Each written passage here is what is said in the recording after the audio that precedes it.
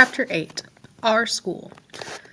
While the children of Weed Patch Camp were building a school for themselves, they were also attending classes, doing homework, and taking tests on a regular basis. Besides practical training in aircraft mechanics, sewing, cobbling, and canning fruits and vegetables, they learned the basic subjects taught in elementary school and junior high: English, arithmetic, geography, history. As many as 200 students aged between 6 and 16 attended the school during its first year of operation, from September 1940 to May 1941. Their day was divided into 2 3-hour periods. Half the children went to classes in the morning, normally from 9 a.m. until noon, while the other half worked on building the school and tending the crops. After lunch, the groups switched places. But it is impossible to describe a normal day at Weed Patch School. For example, in October 1940, 12-year-old Doyle Powers from Ardmore, Oklahoma, was studying arithmetic with others in an unfinished classroom, which was framed with 2x4s but had no roof. Suddenly, the sky fell in on us. It started to rain, and classes were canceled for 2 days until the storm passed.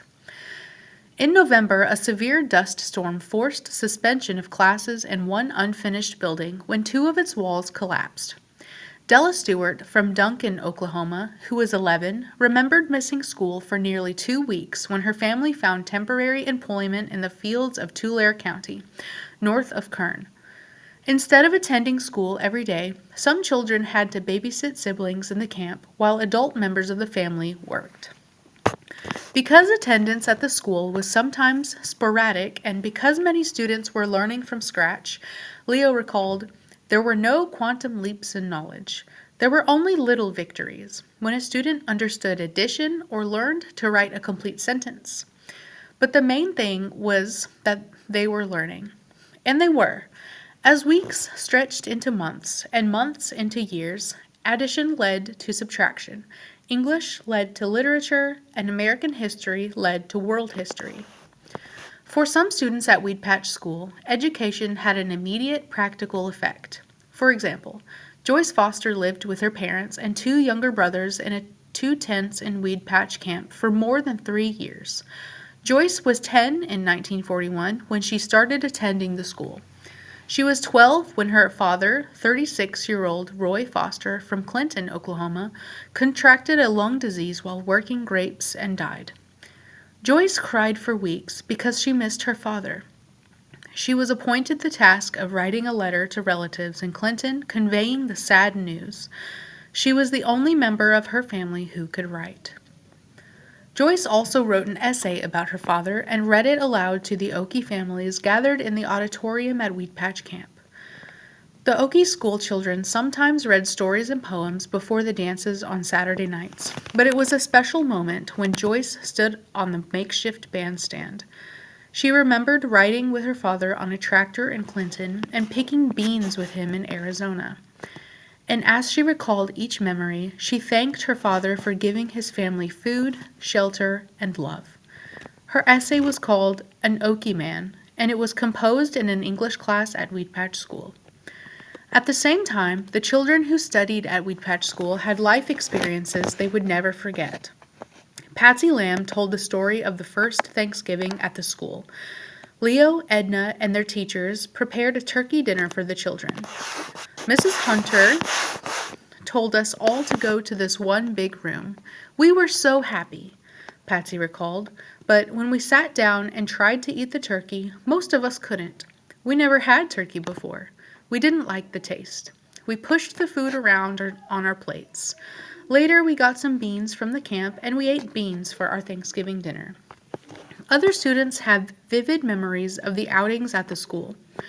On Saturdays, for students who had shown improvement and for those who scored 90% or better in arithmetic for the week, Leo and the teachers took the children on one-day vacations, which Leo called outings. Nathan Reed, 12 years old, out of Guyman in the Panhandle, which had few lakes or streams, caught his first fish on an outing in the Kern River Canyon. Leo's flatbed truck carried a dozen Okie children that day.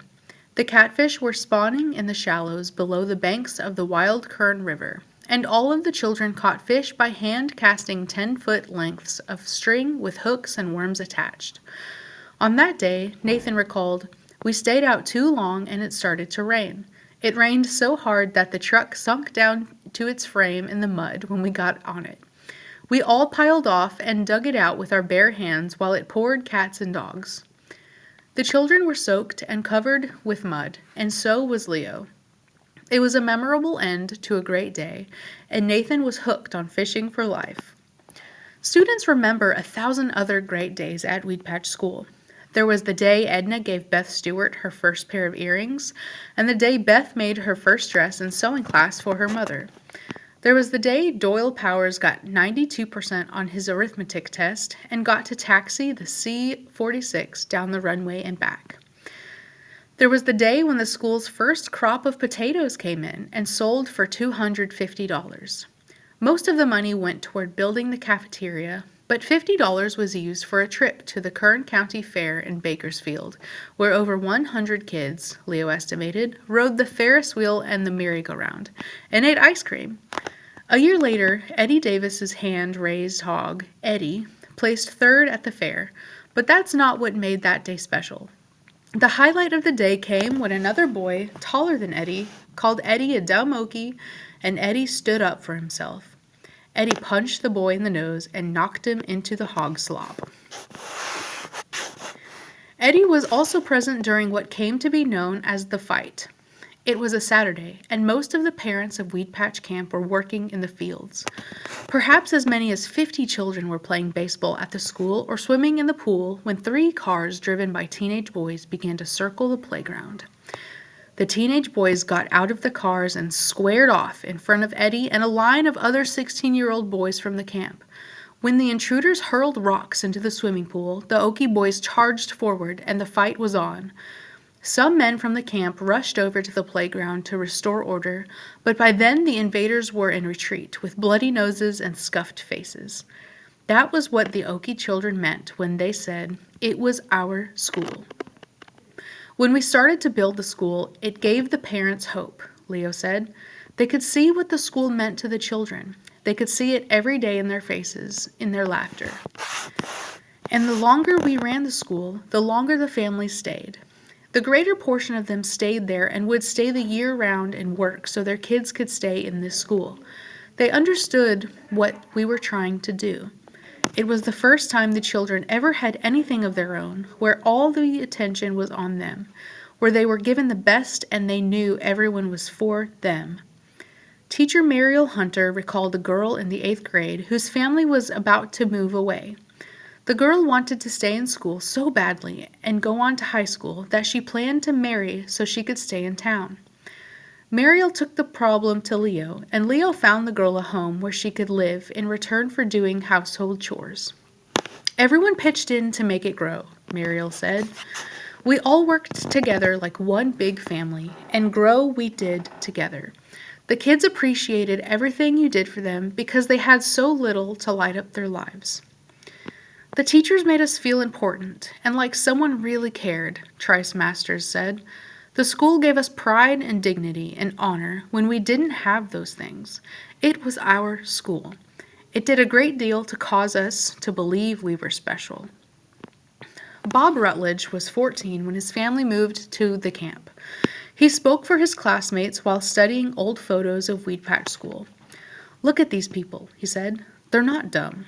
He spoke of poverty as being in the mind and said, we never accepted poverty. He described the Okie attitude at the school as, this is what we are now, but it's not what we're going to be.